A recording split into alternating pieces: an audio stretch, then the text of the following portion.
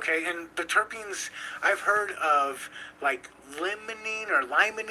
Sure. There's these different types of terpenes, and that's where the smell and the flavor comes from? Absolutely, and all our nutrients just facilitate assembling them. I thought they were super complicated back in the day. They're just combinations of hydrogen and carbon atoms. So carbon from the air, hydrogen from the water. So all the nutrients do is facilitate the assembly of them. So we want to make sure that we're assembling them as aggressively as possible. Okay, so the hydrogen, the water, they turn into the terpenes, but then there's other things that you can add into your mix that help them better facilitate that transformation? All right, come on. I'm going to start with something in recharge. Let's do beneficial bacteria.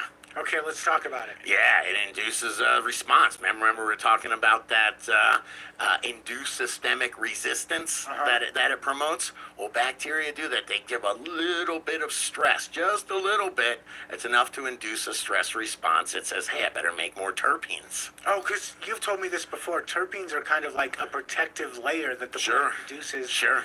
Makes them less appealing to certain bugs, helps protect against UV. So giving them a little bit of stress at the microbial, bacterial level will also induce that? Just the right type of stress. I can humanize it, You ever meet someone that's never had any stress in their life? They're weak. Yes. You ever meet somebody that's stressed out all the time? Well, they're kind of also... They're a mess. Yeah, but the right amount of stress will build a big, strong, resilient person, right? Yeah, okay, I get it. Okay, metabolites and enzymes, do they have anything to play in this role? Yeah, they're assembled. Remember we said the terpenes are just hydrogen and carbon? Well, they have to be assembled. So to be assembled, it needs enzymes, it needs the nutrients to make everything move around or help everything move around. Sure, so that's where the enzymes come into play, and that's where the microbes stimulate enzyme production. Gotcha, okay.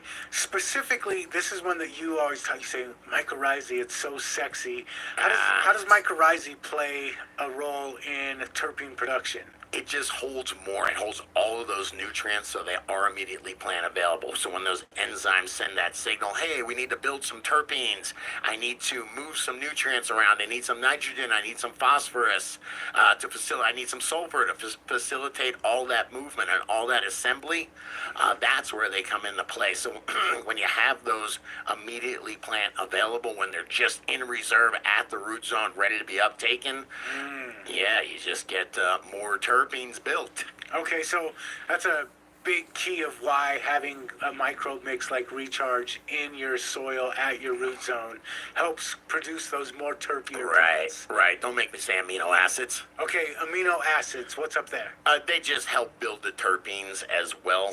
They're facilitate the assembly. I told you it was carbon and hydrogen is all they are, but they have to be assembled. They have to be, some have 16 carbons and 24 hydrogens. It all needs to be put together, and that's where the enzymes and the nutrients come into play, and the amino acids are building those enzymes. And this is all happening while the plant is in flower. This isn't like I've noticed on your plants, it'll still be 2-3 weeks before you're ready to chop them, and they're already just covered in frost sometimes. Oh yeah, and they're still building. Absolutely. You want these things building to the last, I don't know, maybe the last 10 days or so. Those trichomes should be still beefing up. And that's enzymatic action that's doing that. Okay, so we talked about how to grow plants while they're growing, how to get that extra terpene, extra trichome-rich plants.